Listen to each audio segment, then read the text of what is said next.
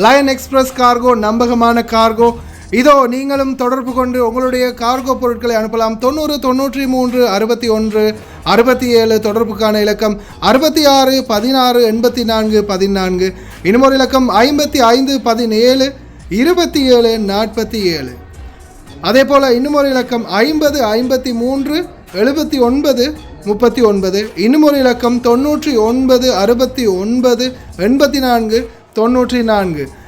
அஸ்ஸலாமு அலைக்கும் வரஹ்மத்துல்லாஹி வபரகாத்துஹு. அன்பார்ந்த அனைத்து உறவுகளுக்கும் இனிய காலை வணக்கம். உங்கள் மீது சாந்தியும் சமாதானமும் உண்டாகட்டும். இன்றைய காலை பொழுது உங்கள் அனைவருக்கும் இனிய பொழுதாக அமைய எல்லாம் வல்ல இறைவனை பிரார்த்தித்தவனாக இன்றைக்கும் கோயத்துடைய பல முக்கியமான செய்திகளை பற்றி தான் பார்க்க போகிறோம். வீடியோவை கடைசி வரைக்கும் பாருங்கள். தெரியாத நண்பர்களுக்கும் மறக்காமல் ஷேர் பண்ணுங்கள். வீடியோ பிடிச்சிருந்தா ஒரு லைக் பண்ணுங்கள், சப்ஸ்கிரைப் பண்ணுங்கள், தொடர்ந்தும் சப்போர்ட் பண்ணுங்கள். கோயத்துடைய தினா மதிப்பும் உள்ளதா பார்த்தெல்லாம் இலங்கைக்கான ரூபாயில் ஒரு தினாரின் மதிப்பு 982 ரூபாய் 99 உள்ளது. இந்தியாவின் ரூபாயில் ஒரு தினாரின் மதிப்பு 284 ரூபாய் 51 உள்ளது. இது அல் முசைன் எக்ஸ்சேஞ்சுடைய அப்ளிகேஷன் ஆன்லைன் ரேட் ஆகும். குவைத்துடைய பல பகுதிகளிலையும் அல் முசைன் எக்ஸ்சேஞ்ச் இருக்குது. ஜமியாக்கள்லையும் அவங்களுடைய மெஷின் இருக்குது. உங்களுடைய பணங்களை இலகுவாக அனுப்பிக்கொள்ள முடியும்.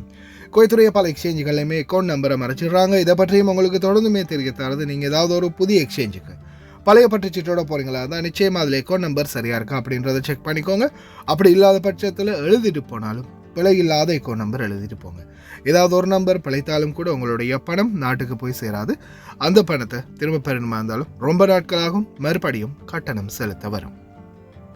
அதே போல் எக்ஸ்சேஞ்சுகளில் பணம் அனுப்பி முடித்தது மறக்காமல் பற்றுச்சீட்டை செக் பண்ணி பாருங்கள். எல்லா டீட்டெயில்ஸும் சரியாக இருக்குதான்னு. நீங்கள் சரியான டீட்டெயில்ஸ் கொடுத்துருந்தாலும் எக்ஸ்சேஞ்சில் வேலை பார்க்குறவங்க பிளவுறதுக்கும் வாய்ப்பு இருக்குது. அது மாதிரி பலருக்குமே நடந்திருக்குது. குவைத்துடைய பல எக்ஸ்சேஞ்சுகளில் நல்ல ரேட் கொடுக்குறாங்க. எங்கே அதிகமான ரேட் கொடுக்குறாங்க அப்படின்றதையும் மறக்காமல் கமெண்டில் பதிவு பண்ணுங்கள். உங்களுடைய கஷ்டப்பட்டு சம்பாதிக்கக்கூடிய பணத்தை நல்ல எக்ஸ்சேஞ்சுகளில் அனுப்புங்க. குவைத்துடைய தங்க விலையை பார்த்தாலாம். 1 கிராம் 18 கேரட் தங்கத்தின் விலை 30 தினார் 789 ஃபில்ஸ். 1 கிராம் 21 கேரட் தங்கத்தின் விலை 35 தினார் 921 ஃபில்ஸ். 1 கிராம் 22 கேரட் தங்கத்தின் விலை 37 தினார் 645 ஃபில்ஸ். 1 கிராம் 24 கேரட் தூய தங்கத்தின் விலை 41 தினார் 52 ஃபில்ஸ். தொடர்ந்தும் அதிகரித்த நிலையிலே தான் தங்க விலை இருக்குது. சவுதி அரேபிய பாபா இலங்கை போலீசாரால் கைது. விமான பணிப்பெண்ணுக்கு தாக்கிய பாபா கடைசியாக இலங்கையில் கைது செய்யப்பட்டு சிறையில். வானிலை ஆய்வாளரின் மிக முக்கிய எச்சரிக்கை. எதிர்வரும் நவம்பர் மாதம் 10ஆம் தேதி வரை போக்குவரத்து விதிமீறல்கள் பாதியாக குறைந்துள்ளது. சலூன்களில் வேலை செய்கிறவங்களுக்கு அதிரடியான புதிய சட்டம். இதோ பழங்காலத்து, அதாவது கிட்டத்தட்ட 4000 வருடம் பழமையான பொருட்கள் குவைத்தில் கண்டுபிடிப்பு. பார்க்கலாம் அனைத்து தகவல்களையும். இதோ மீண்டும் எத்தியோப்பியாவில் இந்தோனேஷியாவில் நில அதிர்வு பதிவாகியுள்ளது. கிட்டத்தட்ட 6.2 ரிக்டர் அளவிலான பூகம்பம் பதிவாகி இருக்குது. இந்தோனேஷியாவில் அதே போல் எத்தியோப்பியாவில் 4.9 ரிக்டர் அளவிலான பூகம்பம் பதிவாகி இருக்கிறதா தெரிவிச்சிருக்கிறாங்க.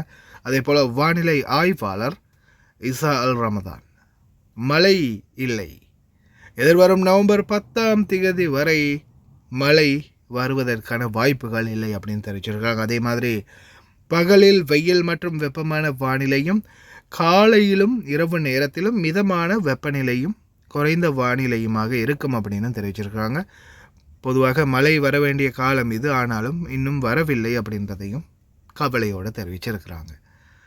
இதோ கிட்டத்தட்ட 4000 வருடம் பழமையான பொருட்கள் கண்டுபிடிக்கப்பட்டுள்ளது. தொல்பொருள் மற்றும் அருங்காட்சியகத் துறைக்கான செயல் உதவி பொதுச் செயலாளர் முகமது பின் ரெதா கடந்த சில நாட்களுக்கு முன்பு குவைத்துடைய பல தீவுகளில் இருந்து தொல்பொருள், அதாவது மிகவும் பழமை வாய்ந்த பொருட்களை கண்டுபிடிக்கிறதா தெரிவிச்சிருக்கிறாங்க.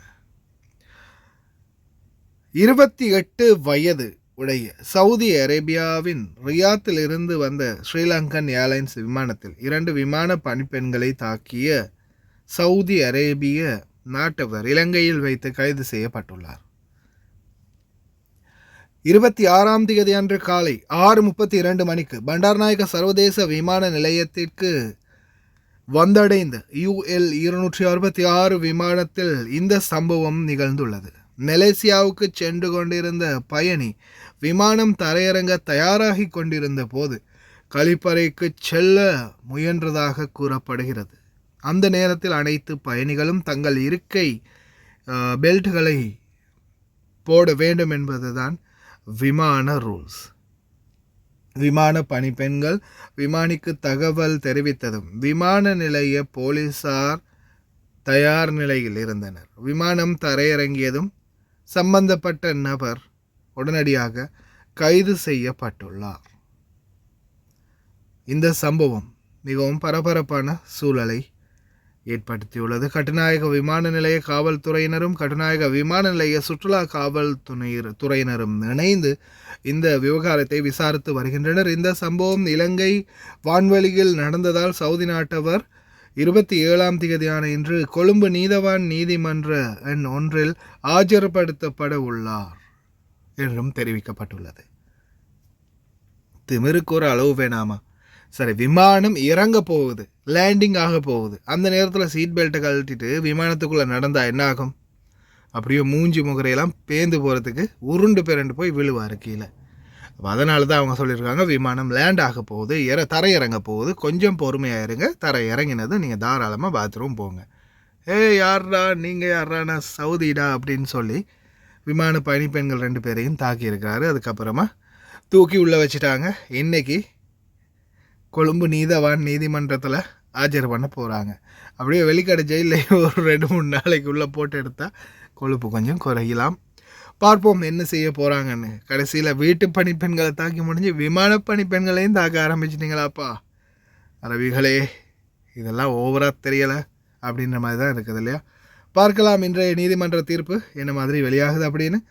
ஏதோ நீங்கள் குவைத்துக்குள்ளே எவ்வளவுதான் ஸ்பெண்ட் பண்ணி காசு சம்பாதிச்சாலும் நாங்கள் வெளியில் போய் செலவழிப்போம்ல அப்படின்ற மாதிரி குவைத்திகள் கிட்டத்தட்ட 1.9 பில்லியன் டினார்களை வெளியில் செலவு பண்ணியிருக்கிறாங்க.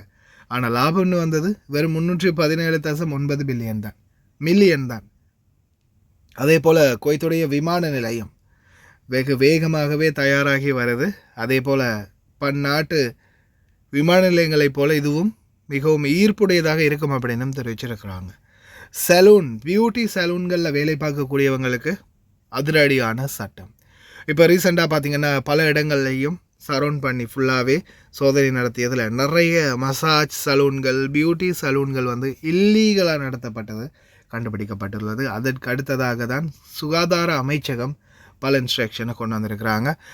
விதிகளை மீறுபவர்கள், லைசன்ஸ் இல்லாமல் இந்த மாதிரி பியூட்டி சலூன்கள், நெயில் பாலிஷ் பண்ணுறது, முடிக்கு கலர் அடிக்கிறது, மசாஜ் பண்ணுறது, இந்த மாதிரியான நிலையங்களை வைத்திருந்தால் நிச்சயமாக அவங்களுக்கு கடுமையான சட்ட நடவடிக்கை எடுக்கப்படும் அப்படின்னு தெரிவிச்சிருக்கிறாங்க. குவைத்தில் பாதியாக குறைந்தது விதிமீறல்கள். கட்டணங்கள் அதிகரிப்பு மற்றும் கெடுபிடி அதிகரிப்பால் பாதியாக குறைந்திருக்கிறதா தெரிவிச்சிருக்கிறாங்க. அதே மாதிரி அதிகமான கண்காணிப்பு கேமராக்களும் பொருத்தப்பட்டு தொடர்ந்தும் ஒவ்வொரு பகுதிகளிலையும் கண்காணித்து வருவதாக தெரிவிச்சிருக்கிறாங்க. அதே போல் வீதிகளையும் மறித்தும் சோதனைகள் ரொம்ப தீவிரமாக இருக்குது. கிட்டத்தட்ட ஒரு வாரத்துக்குள்ள ஒரே நாளில் மட்டும் 618 வயலேஷன்ஸ்.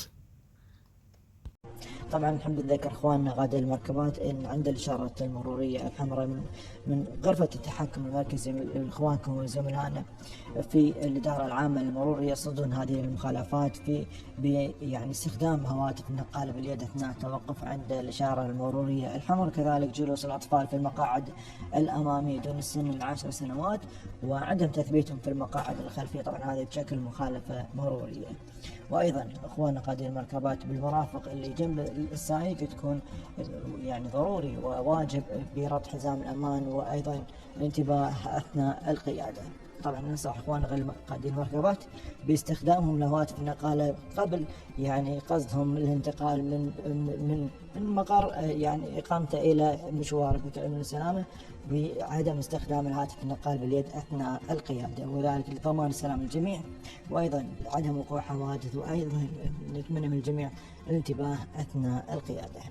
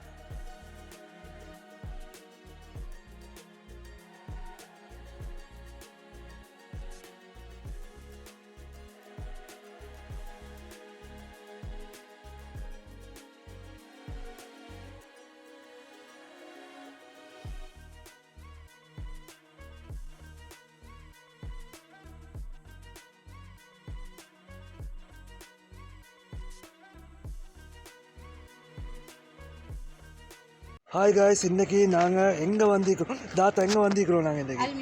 அல் மிஷாயில். நீங்கள் எப்போ ஆர்டர் பண்ணீங்க தாத்தா?